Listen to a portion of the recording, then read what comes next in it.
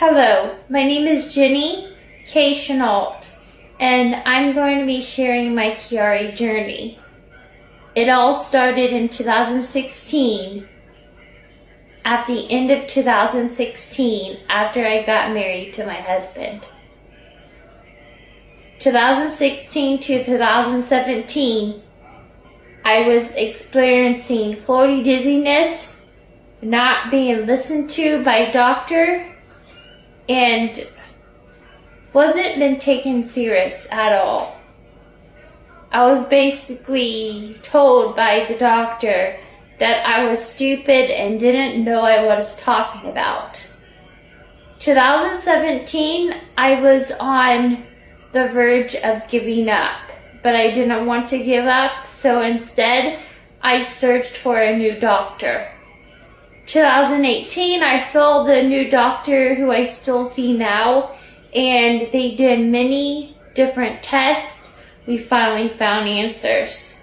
I finally was diagnosed with Chiari malformation from a neurosurgeon. And I had to have brain surgery because I was completely blocked.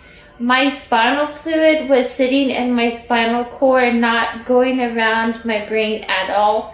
My brain stem was herniated in my spinal cord. It basically went through the foramen that separates the skull from the spine, and my brain stem herniated through that opening down to my spinal cord.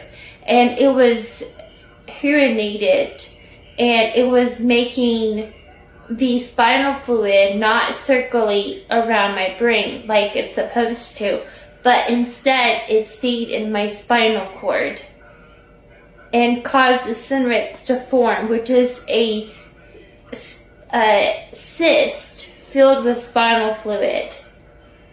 And so I had no choice but to do the Chiari decompression brain surgery, so it would help relieve the pressure.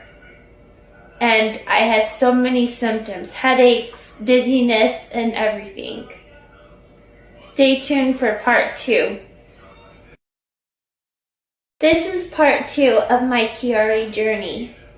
And where I left off on the other video was I was talking about, yes, I had to have brain surgery because my Chiari malformation was so severe that I had to have the brain surgery. It was literally terrifying whenever the neurosurgeon told me that I was going to have brain surgery because of my situation with the Chiari malformation was so severe that I was actually on the verge of losing my motor and cognitive functions due to my brain stem being herniated and my spinal cord pushing through my skull into my spinal cord, where none of my spinal fluid was circulating around my brain. And it was causing me to have a syrinx, like I said in the first video. So, after I had the brain surgery, I had to go to rehab. The reason why I went to rehab, I had to have physical therapy, speech therapy, and occupational therapy too. I had 3 therapies when I went to rehab after brain surgery. I could still walk, I could still talk, but I was having trouble holding my head up by myself because after the brain surgery, my head was so heavy that I couldn't even hold it up myself. And I literally had to have someone help me hold my head up. And I wasn't doing the physical therapy in the hospital like they wanted me to because I couldn't even get out of bed. That's how heavy my head was. I barely could even get about this much off the bed when they were trying to come in with a physical therapist to help me get up. It was so painful and it was scary. And so they sent me to the rehab, and I was in the rehab. I had brain surgery July 13, 2018, and I was in the rehab from July 16th 2018 to, I think, July 27, 2018. After my brain surgery and after I came home and after I was released from the rehab, I developed mental health breakdowns a lot. I felt like a newborn baby that just first came home because I was feeling like I was having to relearn everything for mental health wise.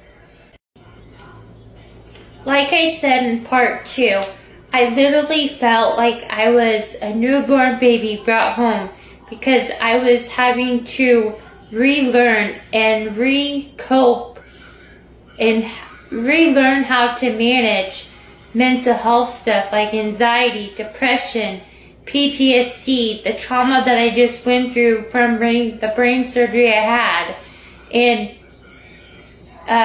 trying to relearn how to cope with why questions like, why did I have brain surgery? Why did this happen to me? Why did I have to go through that? Am I a bad person? And so forth and so on. I really had to learn how to, again, learn how to manage symptoms, manage what I just been through, learn about how to cope with it, mentally, emotionally, as well as physically. I was having many different breakdowns, and it got to where I developed severe agoraphobia from 2019 all the way to 2021. I had to have counseling. I started hypnotherapy, and then in 2020 I started working with a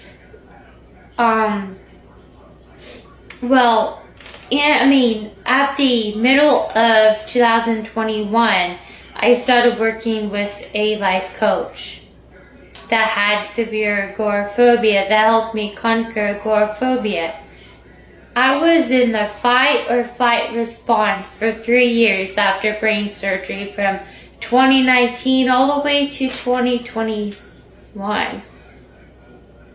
And there was a natural disaster that happened that helped me to get out of the fight or flight response. And that was me and my family had a house fire April 7th last year.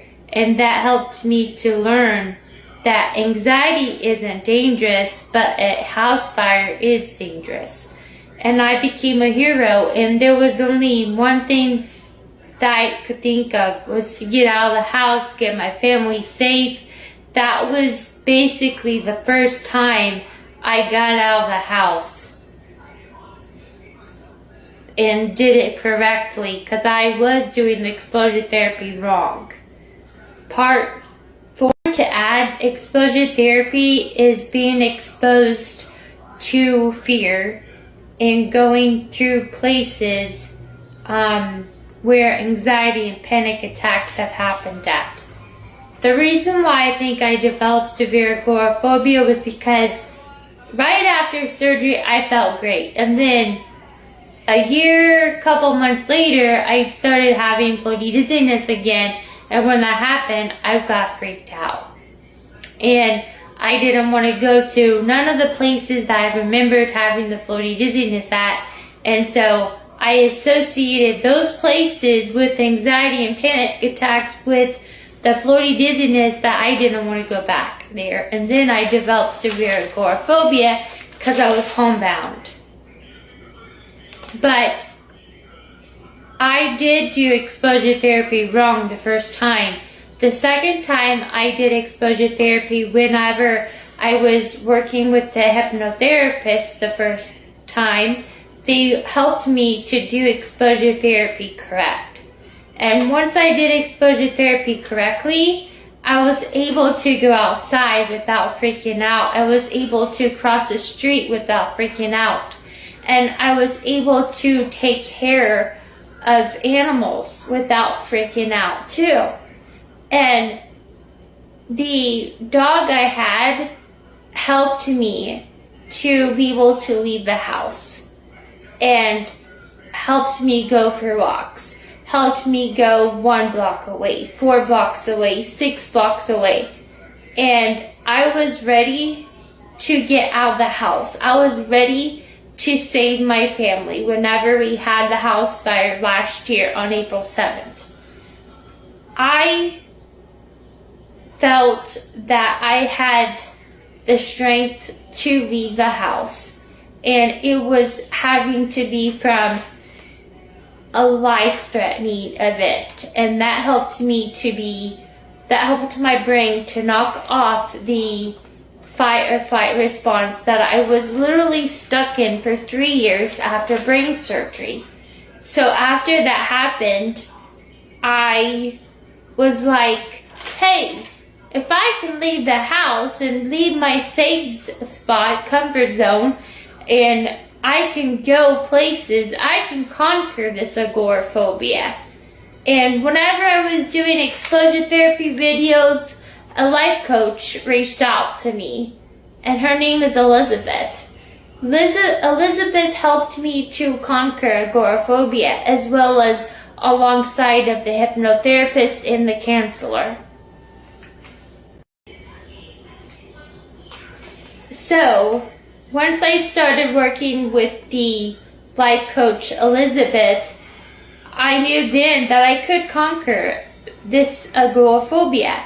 And she helped me learn a lot of things that helped me conquer agoraphobia and helped me to know that anxiety isn't dangerous, but a life-threatening situation is dangerous. The house fire was dangerous. And I was like, okay, if I can be the hero of the day and save my family from a house fire, I definitely can conquer from severe agoraphobia. So I conquered this severe agoraphobia by the help of my doctors, hypnotherapist, counseling, and having the life coach Elizabeth to help me with all of the grounding methods and everything I learned. So in 2022, I was starting to go places at the end of 2021 and everything like that. At the beginning of this year, 2022, I was literally going everywhere. And I'm so very proud of myself that I conquered agoraphobia, that I had the help I had. And now my mental health is so much better that I only have medical anxiety, and that's it. I don't have agoraphobia anymore. I can go places without freaking out. I still have some anxiety, but not like it was. It is so much better. Like, I have literally got my life back for my mental health side, so I'm able to take care of my physical conditions without the mental health issues being in the way. From having brain surgery in 2018 to what I learned now is that I'm a living miracle. I'm a true miracle. I know my purpose. The reason why I survived brain surgery, God told me the reason why I survived brain surgery was I have a purpose. My purpose is to share my Chiari story, share that I have overcome a lot of obstacles, and share that miracles happen every day, and teach the Word of God. That's my purpose, and that is exactly the reason why God helped me survive brain surgery, was to help other people in the time of need. So thank you for having me on the news. Thank you so much.